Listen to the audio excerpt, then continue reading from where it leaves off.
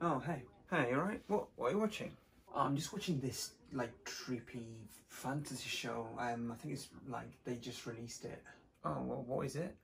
Not really sure, like, I think it's like Game of Thrones 2, Revenge of the Thrones or something like that.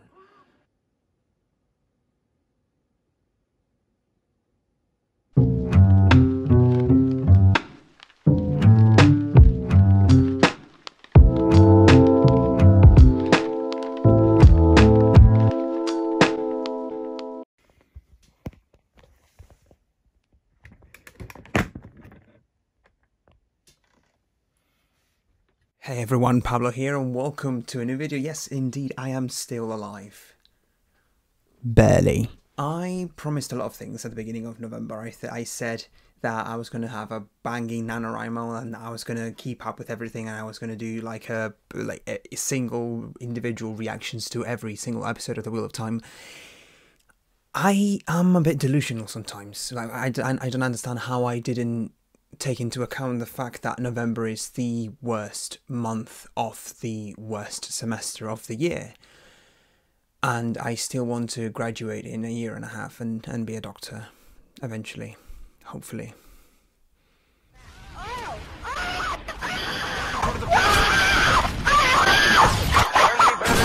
Anyway, Wheel of Time.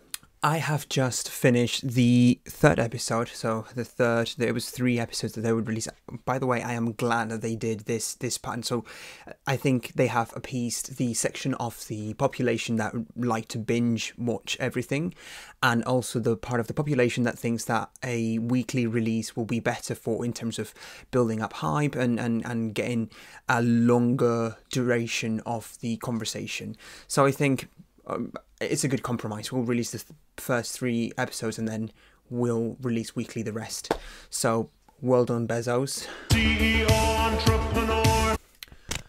Right, so I've got my notes here. You see how professional I am with these notes. I think the first thing that we need to do is, do I like it or not? Because at the end of the day, the fact that you're going to carry on watching any show is either whether you like it or not. And I do. I think they're, with this third 3 episodes, they have set a good show. Like, let's for 1 second, let's forget about the whole Wheel of Time, world and the books and Robert Jordan and Sanderson and the whole thing, the whole, like, expectations building up for decades before a show, because that can wreck any kind of show, can't it? So let's just forget about that and let's approach this as a blind viewer, as that clueless friend that thinks this is Game of Thrones 2. Is this a show that you would want to carry on watching? Like, is the pace and the beats and the suspense good enough for you to be hooked and continue watching? And I think yes. I think even if you don't know a thing about fantasy and about, Robert Jordan and the whole thing, I think this will capture your attention. I think this has done that job, I think, very well. Now,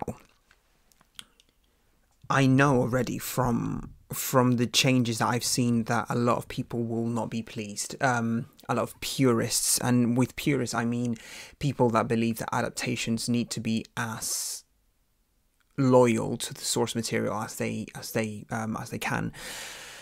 And I don't necessarily agree with this. I for example, taking it as an example, Dune was very loyal to the source material, and as a result you are very pleased with the adaptation, as in it's very close, but also it's adapted to a visual format, so it can be a bit slower pace.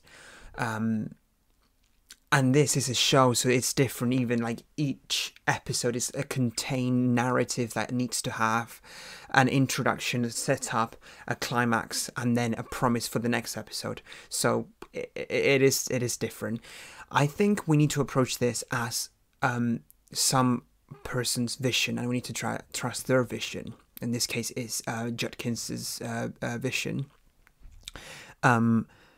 So of course there's going to be changes. There are going to be changes, and there are quite a few. There are quite a few changes that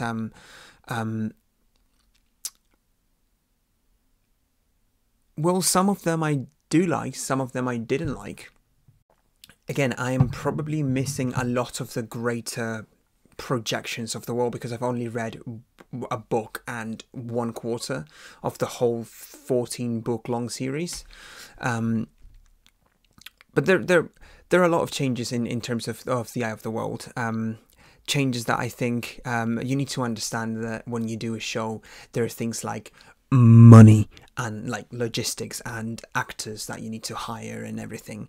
So for example, one change that I was a bit iffy about was the fact that Tom Merrilin didn't appear until like the very, I think it was like half of the 3rd episode, and I kept thinking, where is Tom? Where is Tom?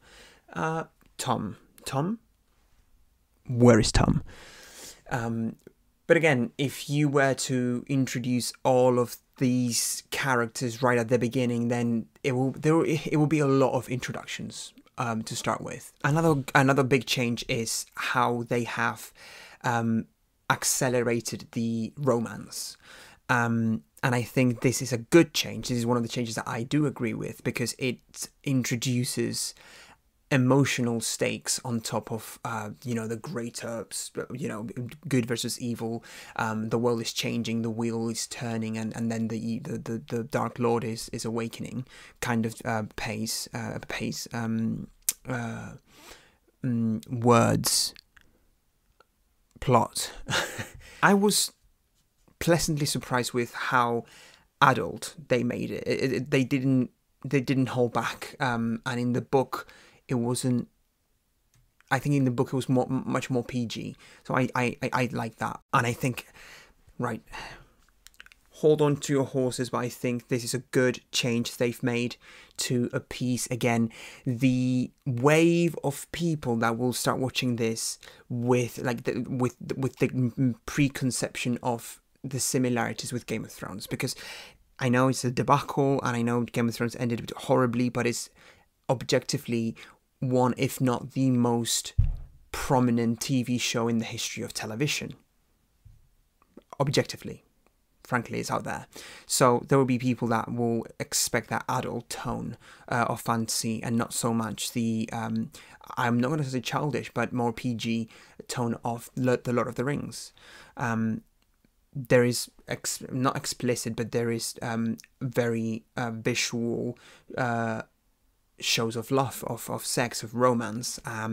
It's bloody, it's visceral, like that one scene where the wolf is literally gnawing on that on I forgot her name's guts.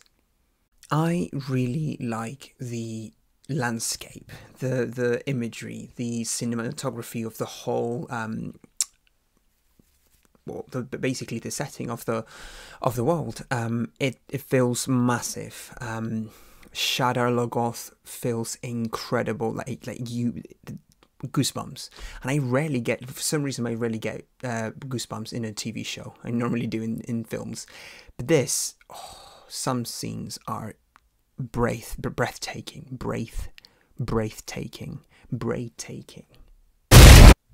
That scene at the beginning, those, like, I think they're teasing us with little things. For example, right at the beginning is one of the first scenes. Those look awfully similar to skyscrapers, and some of the remnants of the buildings, of the bridges, they look like modern bridges. But I'm just going to leave it out there. Maybe I'm biased here. I'm trying to find connections, but that's just my impression. I want to spend some time talking about the portrayal of the relationship with Tam and Rand, because for one, I was expecting half of the time for him to go, "The Lannisters send their regards." No, seriously, I think it felt very homely. It felt very safe, and I don't know, that sort of the farm and the way that they represented Beltane as well, it just felt, for some reason, it felt like I was just visiting my village. It had a very emotional, reaction in me, and that's, I don't know, just start crying now. It was good. I think to add to that, Game of Thrones comparisons and they need to be stopped. For one reason, in Game of Thrones, the magic was just the dragons, and that's it. It was very minimal. Dragons and the White Walkers.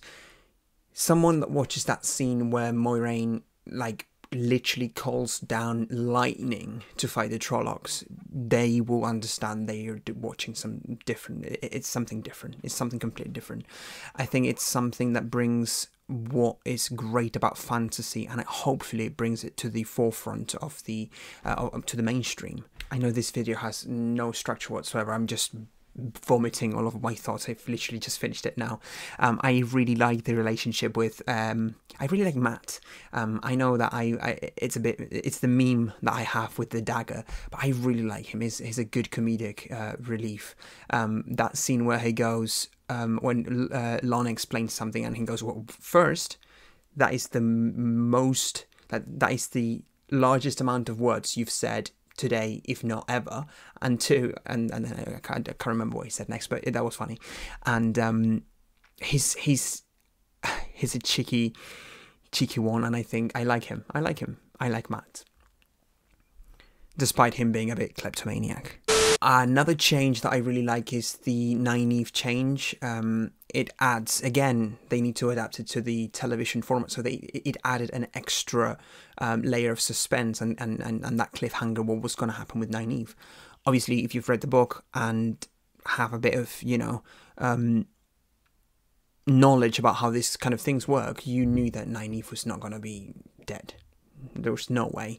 And the second that the blade like rested on top on Lon's neck, I was like, that's Nynaeve. That is for sure Nynaeve. At the end of the day, I've only read a book and 1/4, so I'm like fairly new to this. But that is not preventing me from like wanting to see. I want to see more. Like I was sad that it was just the first 3, but also I'm happy that my hype is going to build up. And also, I don't even know when the next episode is coming out. Is it next Friday? Oh, I can't wait. Anyway, I'm going to cut it here because I'm going to start repeating myself. I'm probably forgetting things, but I will leave them, like, if you guys want to talk about what your thoughts are on the overall show, of the changes. I know it might be a bit more positive or more negative, but we'll keep it civil down in the comments. And yeah, if I left anything, I'll make sure to write it down there. Anyway, I hope you guys enjoyed the video. I can't promise that I'll do, like, I can't promise the frequency of videos at least until Christmas, because my pediatric blog is just mad. Anyway, hope you enjoyed the video. Leave a like if you did, subscribe for more, and I'll see you guys in the next one.